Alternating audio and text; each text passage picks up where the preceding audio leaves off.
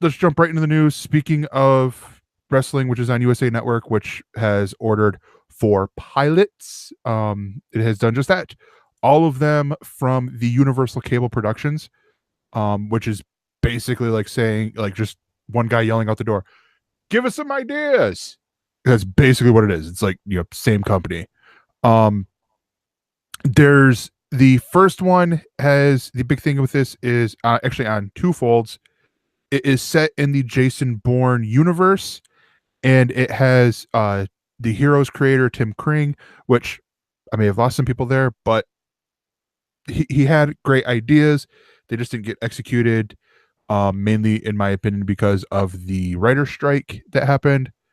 I know, because when the writers came back, the show didn't get better.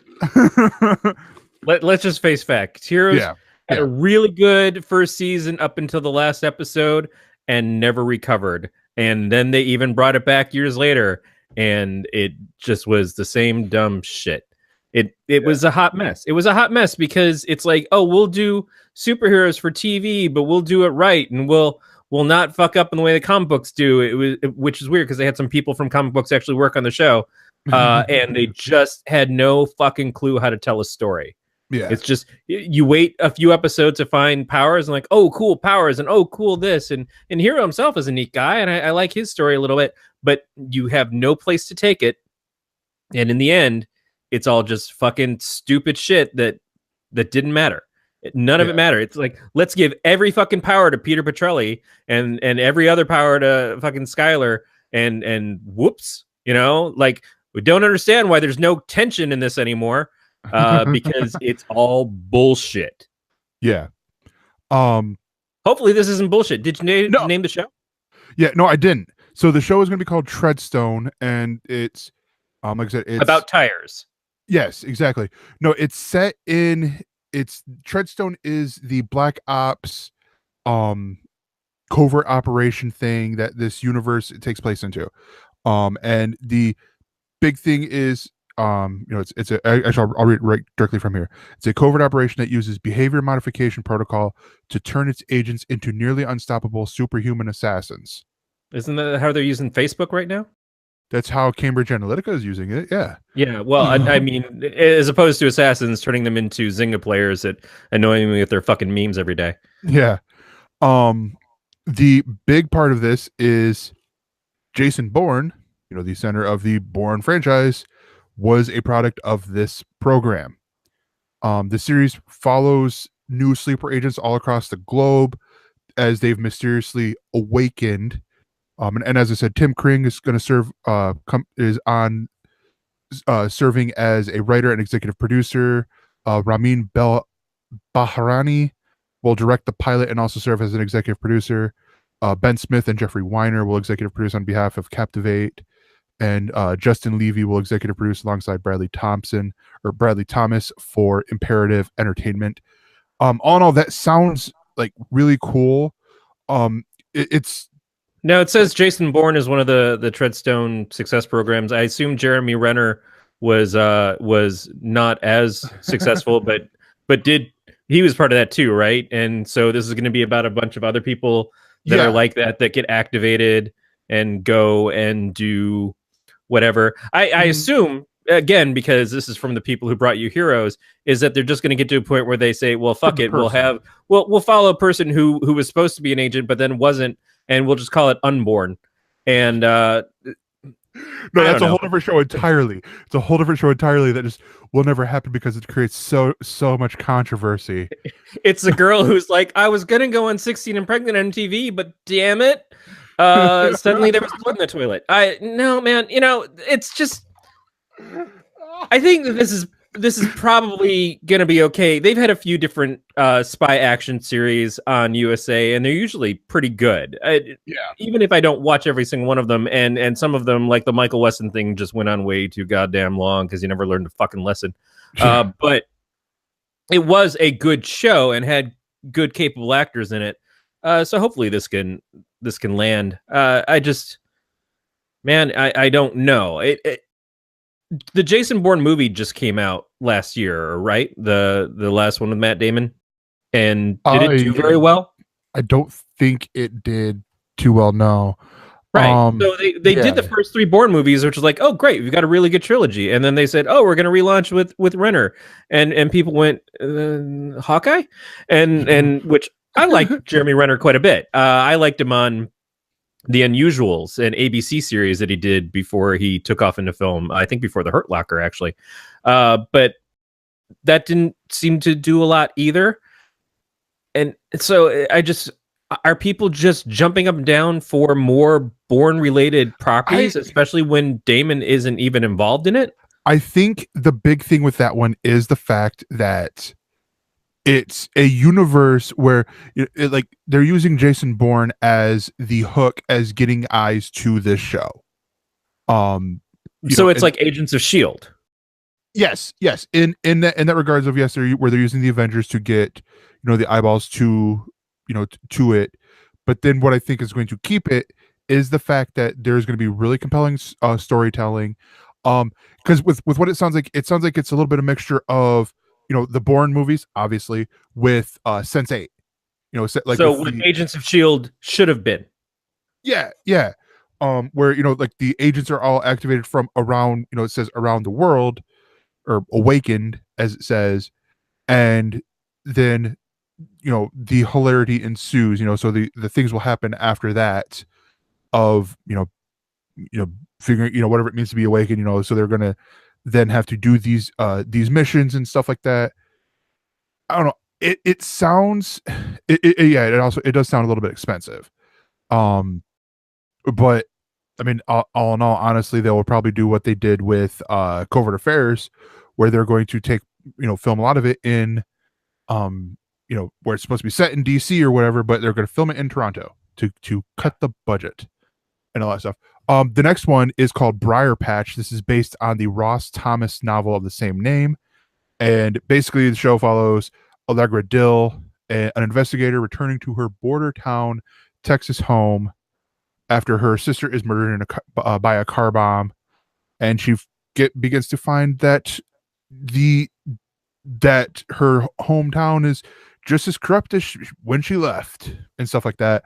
And she's basically, this sounds a lot like some other shows that have been on USA Network or similar to a lot of other shows that have been there on was there. An FX show, I think, that was a female cop, and it was like it kept going across between where they were on the Mexican border, I think. Mm-hmm. I don't remember exactly what it's called, the bridge maybe. But this sounds, the Search for a Killer is at least a fundamental story. We're looking to get somewhere, and hopefully they wrap that story up, at least that portion of the story of her story, in one season, and then they find ways to continue with her going beyond that. But I don't want to see another thing of like the long trek to solve this mystery of multiple seasons, like what they did with The Mentalist, or what they did with The Killing, or Twin Peaks, which I love Twin Peaks, but that's one of the hardest parts about it is like at some point you got to fucking tell us who did it. So I didn't even give you the biggest part. Andy Greenwald serves as a writer and executive producer with Mr. Robot creator Sam Esmail. Also executive producing through his production company Esmail Corp. Anonymous Contents. Chad Hamilton will also executive produce. Jan Demange will direct and serve as executive producer. And this is a co-production between Universal Cable Productions and Paramount Television. So you have the backing of the creator of Mr. Robot, USA's and Anonymous. Yeah, and yeah. USA's biggest show to come out, gosh, I'd probably say since Suits. I mean, because Suits had a big following at first, but then it fell out and all that. I wonder if Suits is getting kind of like any more recognition now because of Meghan Markle being who she is outside of the show. Suits was always a great show though, and she was always fantastic on it. So it's really interesting to me to see Ginger, be honest, because she's marrying a ginger boy. Exactly. Yeah, one of those Weasley boys. But no, I loved the first season of Mr. Robot. Now I haven't followed up to the second and third season so far. Yeah. And I've heard kind of mixed reviews of how the second season went. But that doesn't really bug me. but I loved what they did, and a lot of that really had to do with the fact that the way that they utilized technology was intelligent and felt real. It felt honest. You saw actual hacking taking place that you could tell, if you have any kind of experience in tech, that it was pretty accurate. And that kind of stuff was important. To see them do something so perceivably different, we don't know until we see how it's executed, will be interesting, because I mean, we're used to this one product, and it's sort of a make or break when you go to your second product and how people receive that. And can you tell good stories without that, I'm not going to say crutch, but without that kind of like endpoint for the tech community of, oh, I'm watching this because of the tech aspect of it and because of the creepiness and everything. There was definitely very, very good writing in the first season as I watched it. So I expect good things from this show. And just the theme, this is a kind of show that I would be interested in watching anyways. Again, as long as we lead to an actual answer. Now, there weren't a lot of fucking answers at the end of Mr. Robot's first season. But I didn't expect there to be. That thing just got more and more cloudy as it went along. But it did reveal things to you that you probably could have held for seasons at a time. Lost would have gone like 9 seasons and a movie. Oh, no, that's Community. But definitely they did give you payoffs. And as long as they keep that aspect of it, then yeah, I would totally tune in for this. Yeah. I was looking at Sam Esmail's, just what he was credited for. I love the fact that Sam Esmail's production company is called Esmail Corp, which is E Corp, which is just one letter designation ahead of F Corp. Yeah. Well, which I thought the one company was E Corp because you're right. F Society. F Society, correct. Yeah. My mistake. See, it's been a while. Yeah. But he hasn't really done a lot, but I mean, it's so what he has done, it has been really, really good. And they've used a lot of stuff, they've used a lot of stuff from Hack 5. Like they use the Wi-Fi pineapple. They use. So they're stealing from Psych. You watch the show. No, yeah, they're stealing from Darren Kitchen. No, they're honestly like that was one of the biggest things that I, from watching season 1 of Mr. Robot was the fact that, seeing guys like Darren Kitchen, through Brian Brushwood, who's just like, oh my gosh, this is amazing. And Darren's like, yeah, they're using my product and we can't keep this stuff in our warehouse. It's like, we get it made and boom, out it goes. Yeah. You like to see that happen for somebody as cool as Darren is.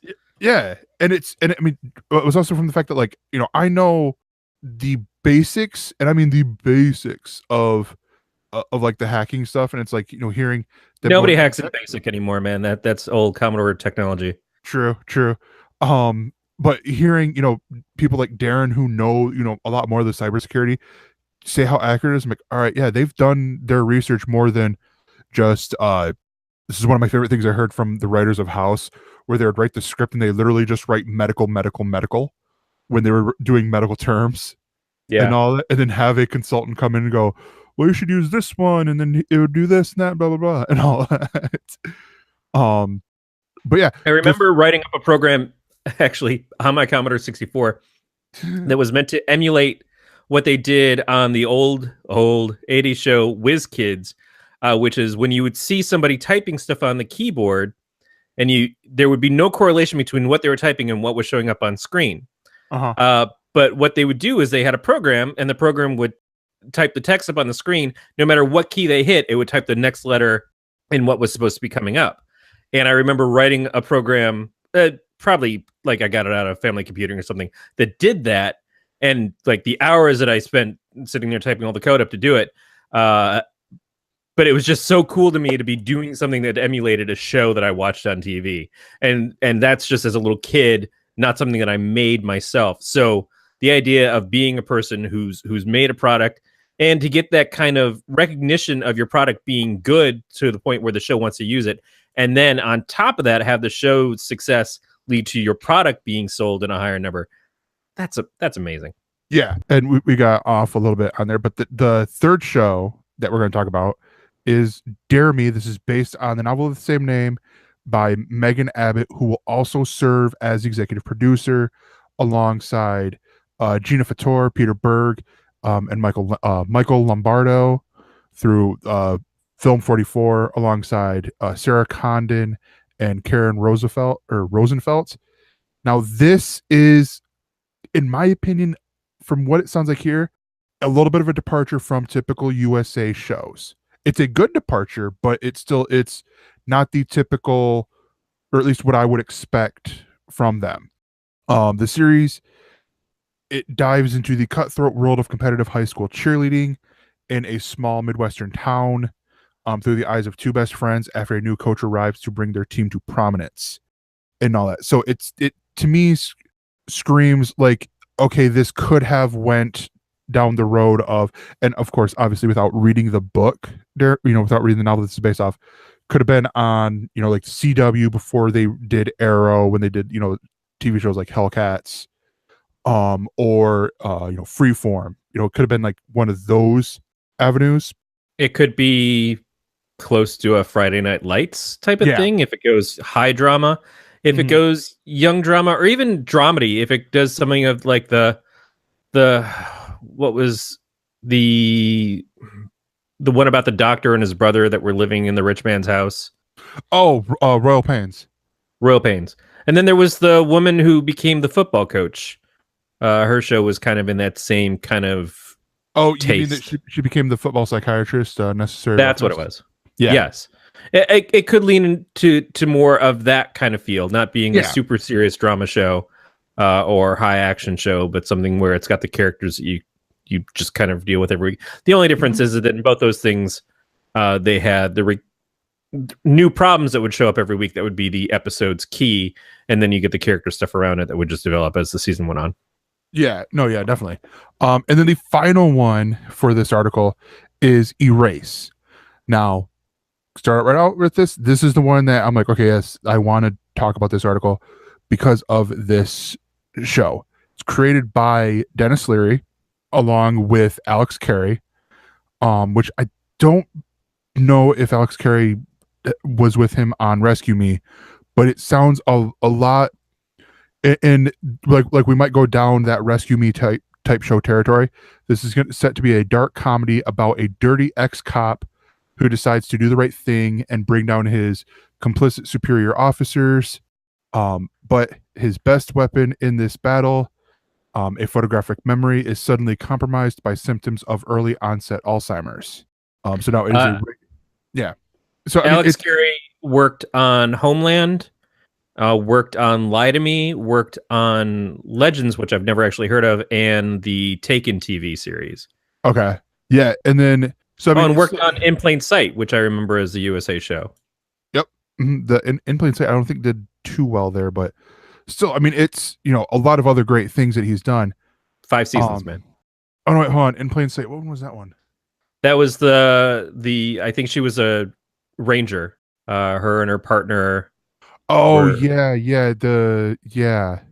It did fine. It was just one of those, like I say, it just didn't catch my eye, is more what I meant.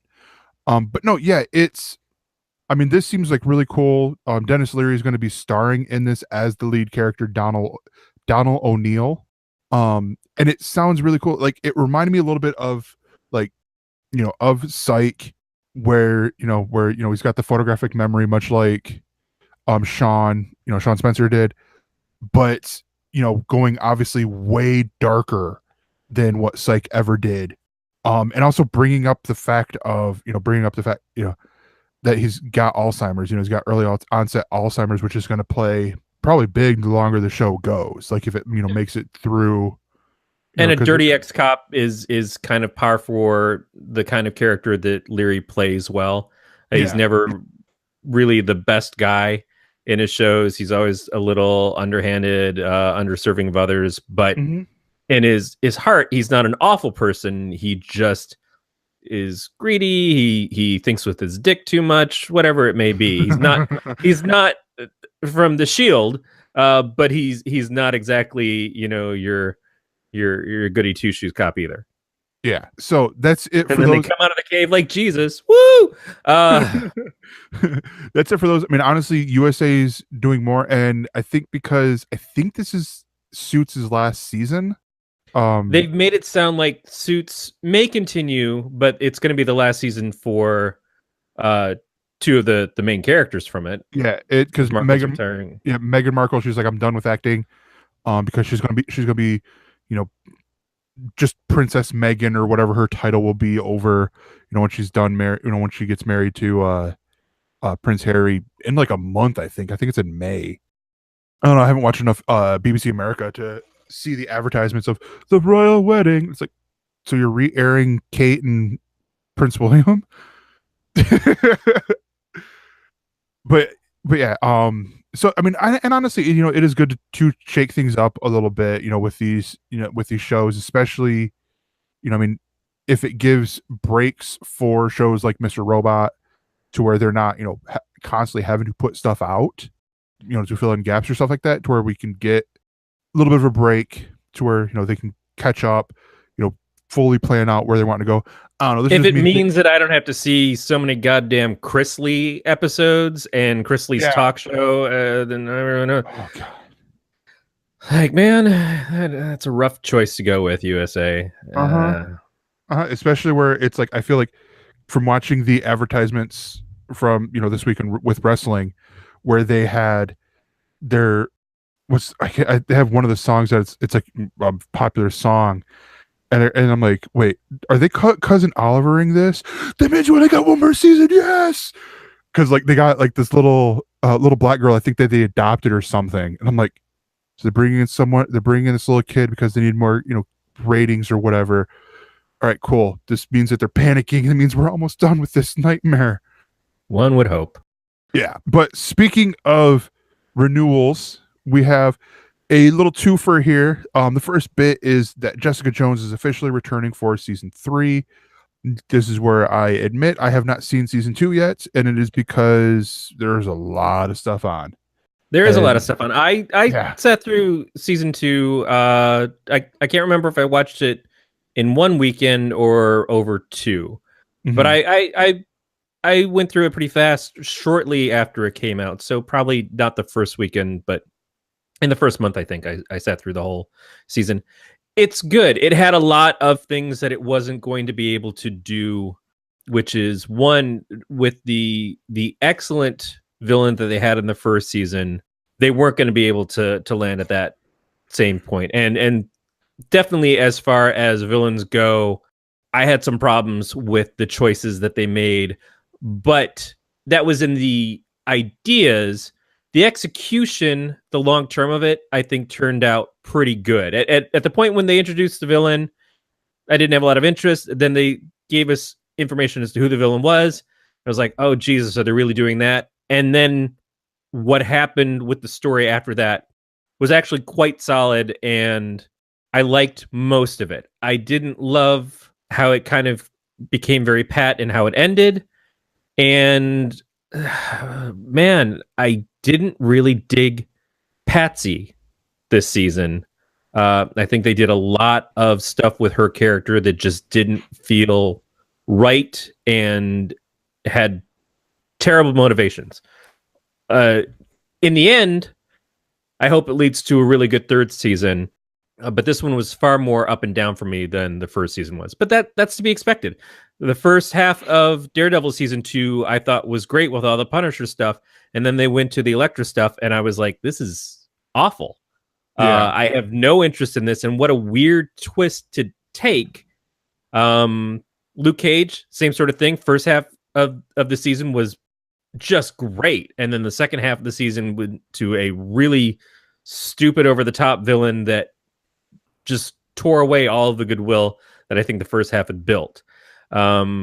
So I think that there's a lot of room in these Netflix series to grow, but the fact that it's coming back is a good sign for Netflix, for Marvel shows on Netflix, for their continuing relationship, which is important, I think, right now still. And I really enjoy Ritter as Jessica Jones. So I'm glad to see it return. Oh yeah, definitely. And then the other part here is that, because I mean, honestly, I have nothing to add to that, is that HBO has renewed Silicon Valley for a 6th and possible final season, and Bill Hader's Barry. Now Barry, I have not jumped into yet. I haven't yet either. I want yeah. to, again, because I like Bill Hader and he's not Fred Armisen. Uh, but I haven't made last it episode. there. I am gonna say, man, Silicon Valley. When was the last season that it was funny? Because I kind of remember thinking the end of the first season ended on such a high point of being really, really funny. Yeah. And then I can't remember a time since then that I thought, oh, this is a funny show. It's more of I watch it out of obligation. Well, like Kamel's on it. I really like Kamel. Yeah. He's so counterbalanced by Middle Bitch or whatever his name is, the main guy. I don't like him at all.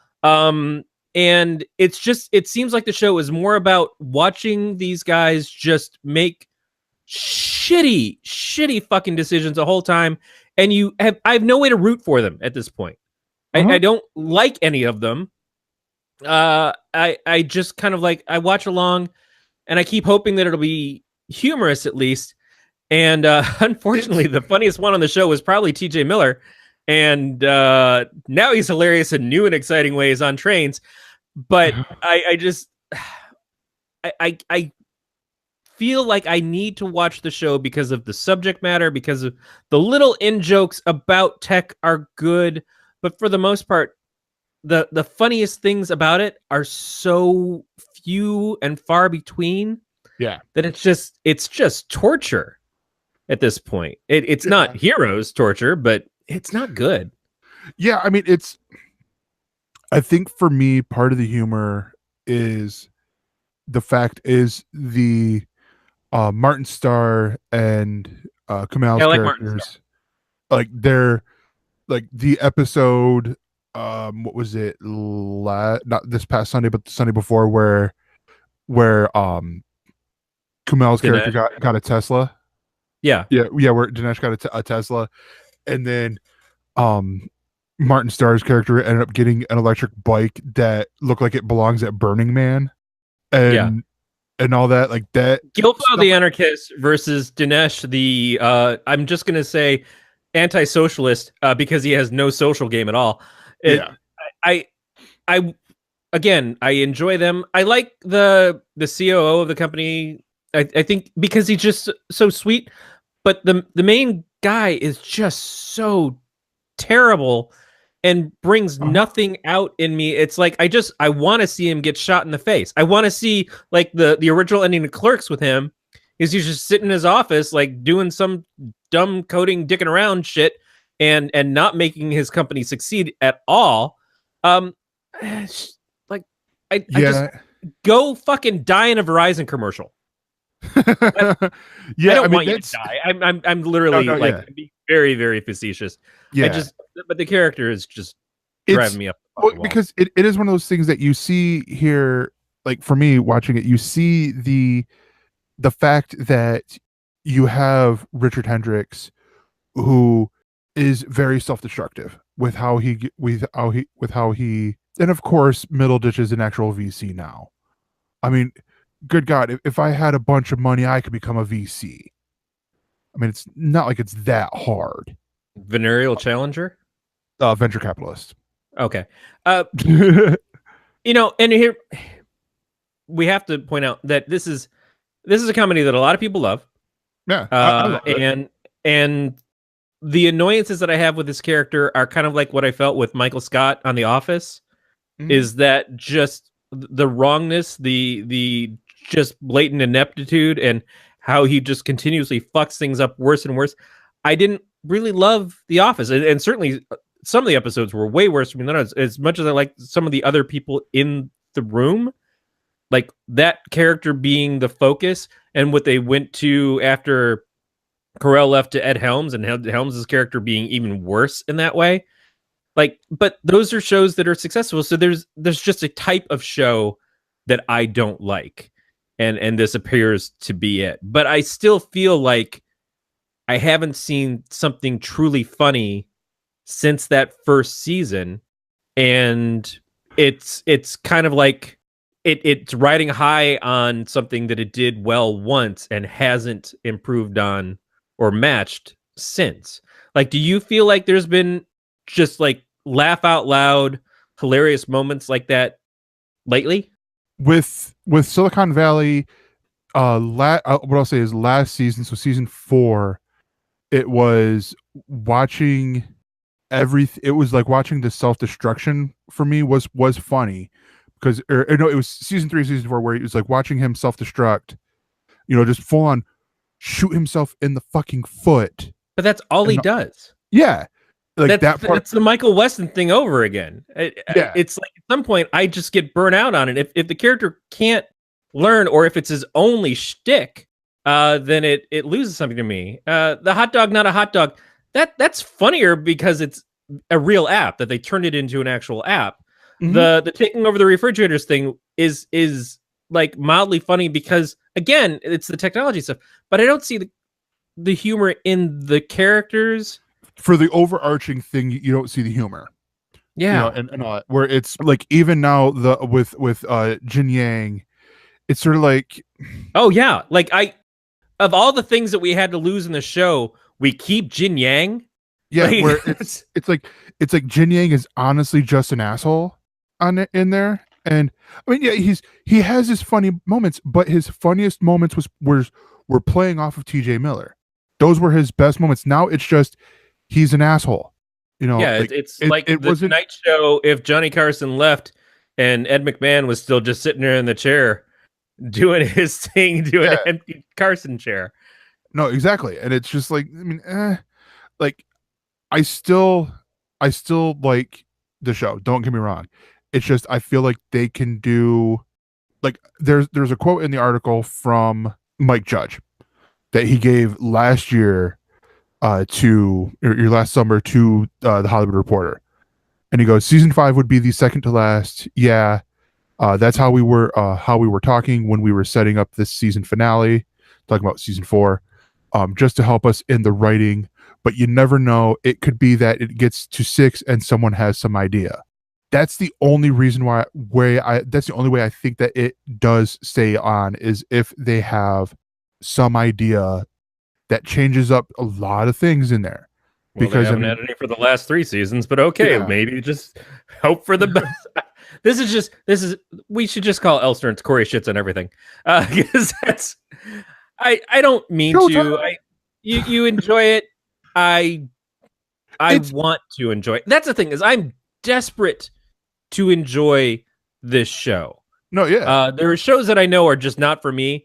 This show should be good.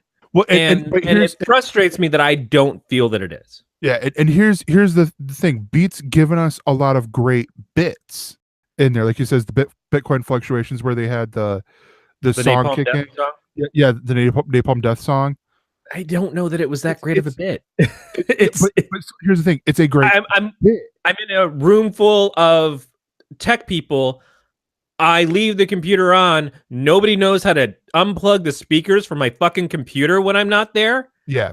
So everyone's just standing around still dealing with it. And there's the suspension of disbelief that I just will not accept. But even then, it's like Beat's given us a lot of the stuff in here. Like with Jin Yang, the hot dog, not hot dog app.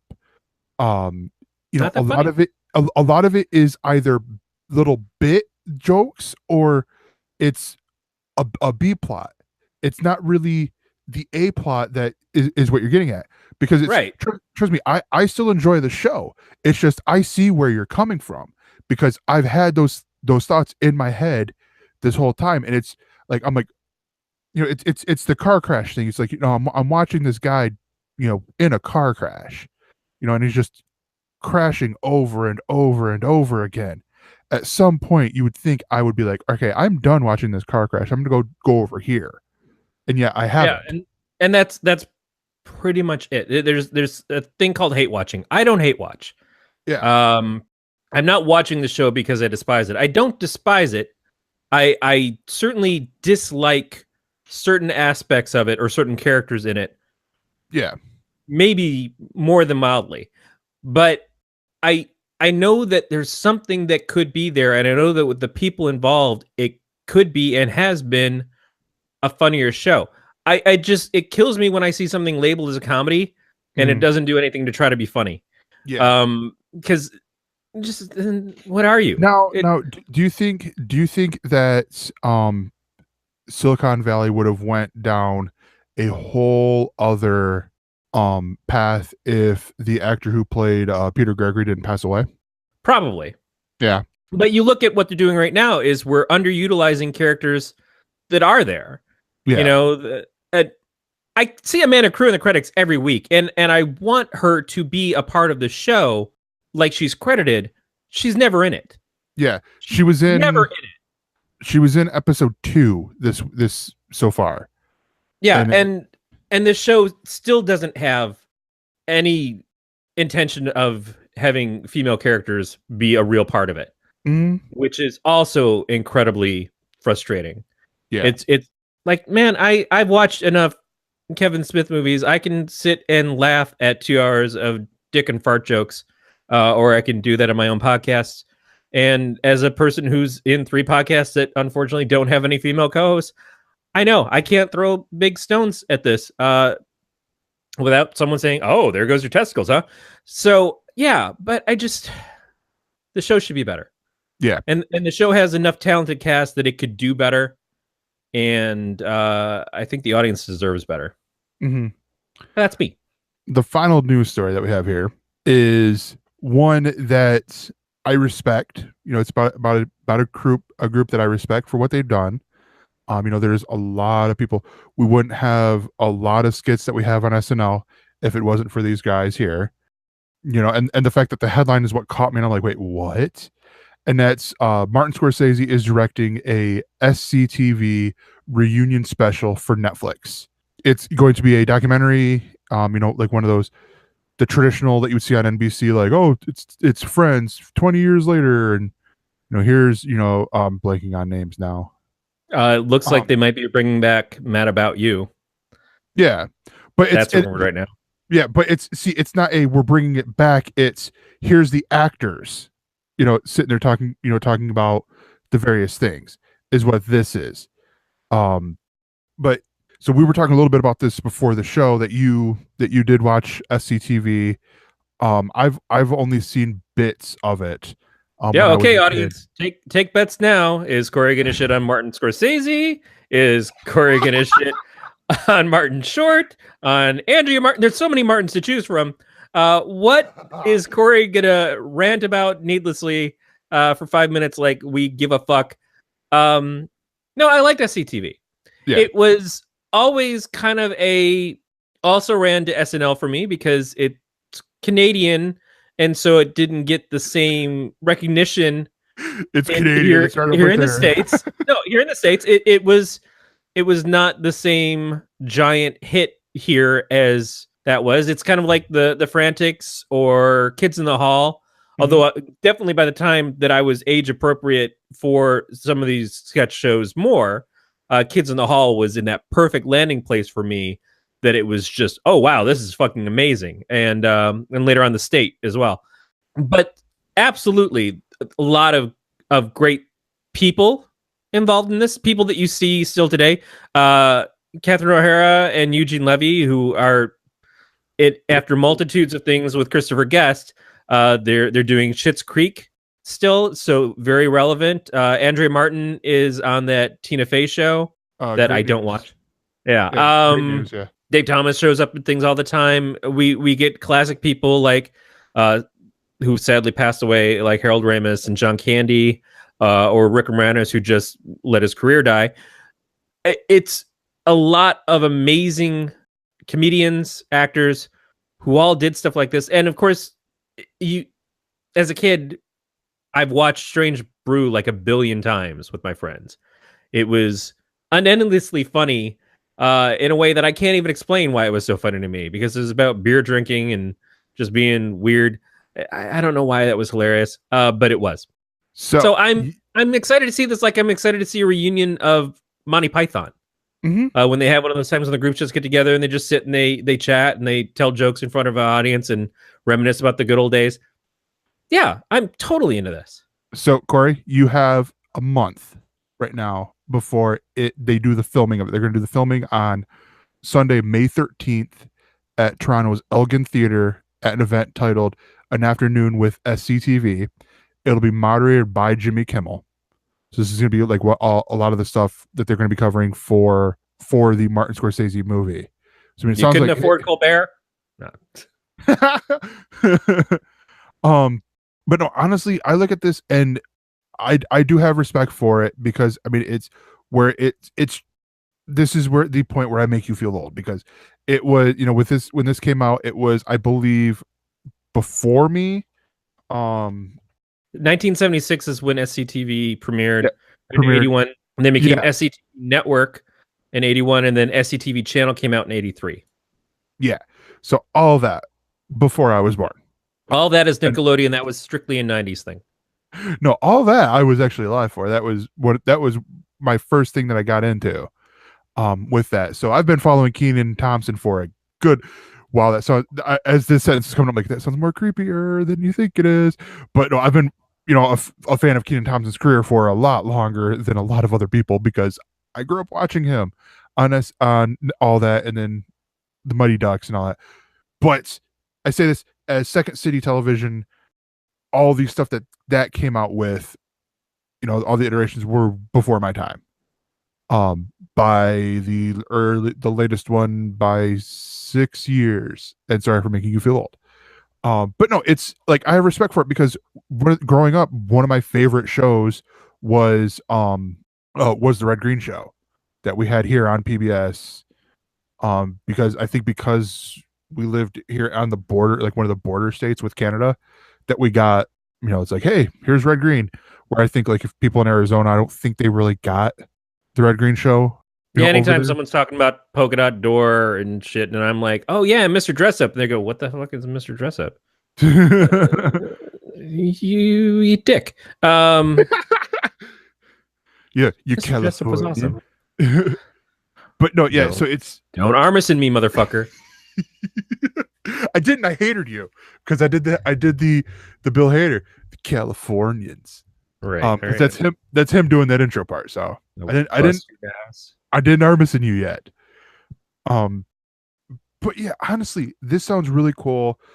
Also, the big part for me is I love seeing these things, like, Monty Python was before my time. I didn't really start watching Monty Python until I was like 21, 22 and all that. Hearing the stories, and then honestly, what I hope this does is, if it's not on there already, that it puts SCTV on Netflix as well, to where people will be able to see this thing go out, but then also like me, who missed it, barely caught it on repeats, that they're able to then go, okay, well, what was this about? Because that's what I did with the documentary Too Funny to Fail about Dana Carvey show. I then rewatched the Dana Carvey show, and I'm like, oh my god, this is great.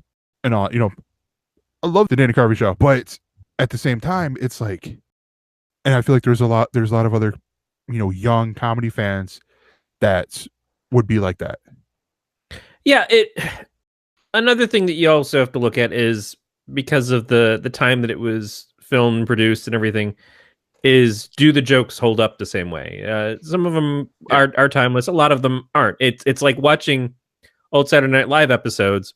You can see the work of genius of some of these characters and stuff they were doing, but they seem old, quaint, like not modernly funny. And so is the audience the same for that stuff as they would be? Now, I'm watching episodes of WKRP in Cincinnati of the first season, because that's all they have on Hulu. I think I already talked about this last week. Yeah. And I love it, but it's funny to see how much television has changed, how much humor has changed, how much what they used to get away with, which was probably really racy in the 70s when I was watching this originally, is now very clean TV comparatively. But I have a fondness for it because I grew up with it. Yeah. I don't know if somebody else would get the same humor from it as I would. Although I always recommend in the first season, that Thanksgiving episode, everybody needs to see that episode. That's just one of the funniest things of all time on TV. I still crack up almost exactly the same as I did the first time I saw it to this day after seeing it 20, 30 times. Again, I'm that same way with shows like All That, where it's, you know, if I catch that on other things, it's like where I look at that and part of me goes, I liked this because the humor is it's very Nickelodeon, where it was like, he said fart and stuff like that. Yeah, but at least you're looking at a comparison of something that you watched as a kid. Yeah. Funny. Now you're an adult. As a kid, I watched WKRP, but it was meant as adult humor. Mhm. I was just getting away with staying up on Sunday nights to see it. Didn't stay up for Taxi, though. For some reason, I had to be in bed by the time Taxi came on. It was because of Andy Kaufman. Yeah, fair. But yeah, that is going to do it for the news. For more on this Galactic Network podcast, go to gncast.com. That's GNCASTS.com.